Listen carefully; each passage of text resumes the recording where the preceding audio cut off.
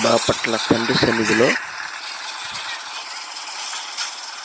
సంఘబిడ్డలు, చిన్నారులు కుటుంబాలుగా